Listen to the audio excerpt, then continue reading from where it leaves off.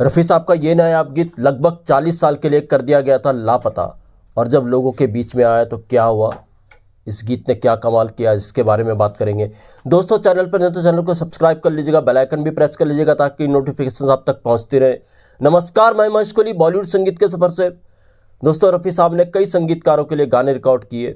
इनमें से एक लेजेंडरी म्यूजिक डायरेक्टर थे मदन मोहन साहब। मदन मोहन साहब के लिए रफ़ी साहब ने एक से एक नायाब गाने, अलग हटके गाने रिकॉर्ड किए, और मैं जिस गीत की बात कर रहा हूँ ये भी मदन मोहन साहब का गीत था। दोस्तों, हुआ क्या था, 60 के दशक की बात थी, मिड 60 की ये बात रही होगी। राज कपूर के एक भाई थे त्रिलोक कपूर, पृथ्वीराज कपूर साहब के छोटे बेटे त्रिलोक कपूर। इन्होंने काफ़ी धार्मिक फिल्मों में काम किया, अपना नाम बनाया, काफ़ी फिल्मों से इनकी पहचान है, धार्मिक फिल्मों से एक पहचान है।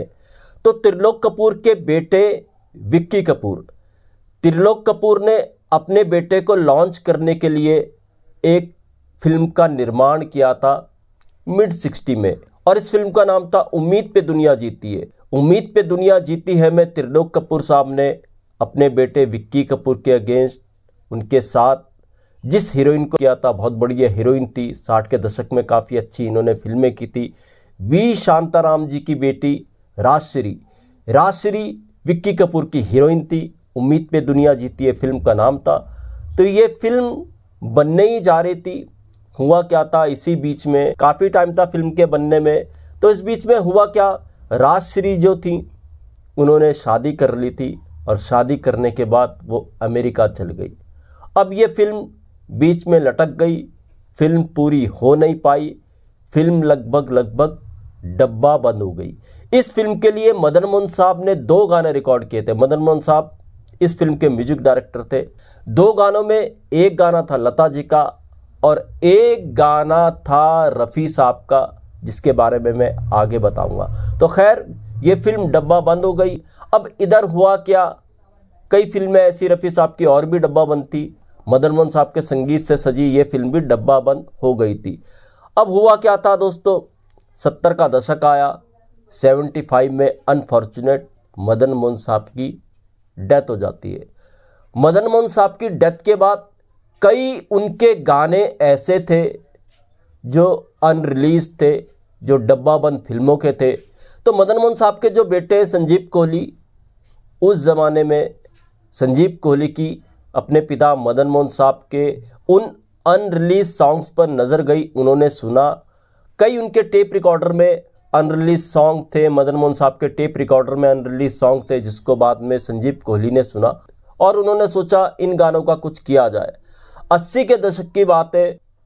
तो दोस्तों, पॉलीडोर म्यूजिक कंपनी ने 80 के दशक में मदन मोहन साहब के ऐसे ही 10 अनरिलीज सॉन्ग का एक LP रिकॉर्ड जारी किया, और इसका टाइटल था मदन मोहन ट्रेजर रिवील्ड।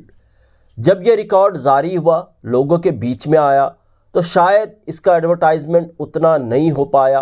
यह रिकॉर्ड मदन मोहन साहब का अनरिलीज सॉन्ग्स का उतना नहीं चल पाया, गाने लोगों के बीच में उस तरीके से नहीं पहुंच पाए जिस तरीके से म्यूजिक कंपनी भी चाहती थी, और ख़ासकर मदन मोहन साहब के बेटे जो संजीव कोहली थे वो भी चाहते थे कि ऐसे गाने, मदन मोहन साहब के अनरिलीज गाने लोगों के बीच में आए और धूम मचाए। मगर ऐसा हो नहीं पाया, कुछ मजबूरियां थी। मदन मोहन साहब के बेटे संजीव कोहली को यह बड़ा अजीब लगा कि उनके पिता के जो गाने हैं पॉलीडोर कंपनी ने रिलीज तो कर दिए, मगर वो हिट नहीं हो पा रहे हैं। 80 के दशक में ये रिकॉर्ड लोगों के बीच में आया था। फिर हुआ क्या, वापस संजीव कोहली ने इन गानों के वापस कॉपीराइट खरीद लिए। जब कॉपीराइट खरीद लिए, उनको लगा कि अब वही इस गाने को रिलीज करेंगे। साल बीतते गए 2000 आ गया, तब भी ये गाने रिलीज नहीं हुए। कहाँ तो 80 के दशक में होते, 90s निकल गया, 2000 आ गए, तब भी ये गाने रिलीज नहीं हुए थे। 2000 के बाद संजीव कोहली ने कहा कि इन गानों को वो रिलीज करके ही रहेंगे। संजीव कोहली साहब जुड़े हुए थे यशराज बैनर से। 2009 के अंदर संजीव कोहली ने मदन मोहन साहब के अनरिलीज सॉन्ग्स के 2 एल्बम रिलीज किए। उनमें एक एल्बम का नाम था कैसे कटेगी ज़िंदगी, और दूसरे एल्बम का नाम था तेरे बगैर। इनमें कई गाने थे। कैसे कटेगी ज़िंदगी में 10 गाने थे, तेरे बगैर में 15 गाने थे, और इन गानों में लता जी के भी गाने थे, आशा जी के भी गाने थे, किशोर कुमार साहब के भी गाने थे, तलत महमूद साहब के भी गाने थे, ऐसे ऐसे लेजेंड सिंगर के गाने थे। मगर रफ़ी साहब का वो गाना जिसकी मैं बात कर रहा हूँ, जो त्रिलोक कपूर की फिल्म का था, जो डब्बा बंद हो गया था, जिस फिल्म का नाम था उम्मीद पे दुनिया जीती है, जो उन्होंने अपने बेटे के लिए बनानी चाही थी, मगर राजश्री जी के कारण ये फिल्म डब्बा बंद हो गई थी। जी हाँ, इस फिल्म का गाना था मदन मोहन साहब का, और रफ़ी साहब का ये नायाब गाना था, कदमों में तेरे ऐ सनम हमने तो सर झुका दिया। कदमों में तेरे ऐ सनम। बड़ा ये खूबसूरत गाना था जो यशराज बैनर से जारी हुआ था 2009 में। और ये संजीव कोहली ने जो 2 एल्बम निकाले थे, उसमें से एक एल्बम का नाम था कैसे कटेगी जिंदगी, उसमें था तेरे बगैर में भी रफ़ी साहब की बड़ी नायाब गज़ल थी, उसके बारे में भी कभी जिक्र करेंगे। मगर दोस्तों 2009 में इतने सालों बाद, 40 साल या थोड़ा उससे ऊपर, रफ़ी साहब का ये गाना लोगों के बीच में तो आया। यशराज जैसे बड़े बैनर ने इस गाने को रिलीज़ किया था, मगर जो सफलता रफ़ी साहब के इस गाने को मिलनी चाहिए थी उतनी नहीं मिली। हालांकि रफ़ी साहब के चाहने वालों ने इस गाने को ज़रूर सुना, मगर ये गाना जिस तरीके से आम लोगों तक पहुंचना चाहिए था उस तरीके से ये गाना नहीं पहुंचा।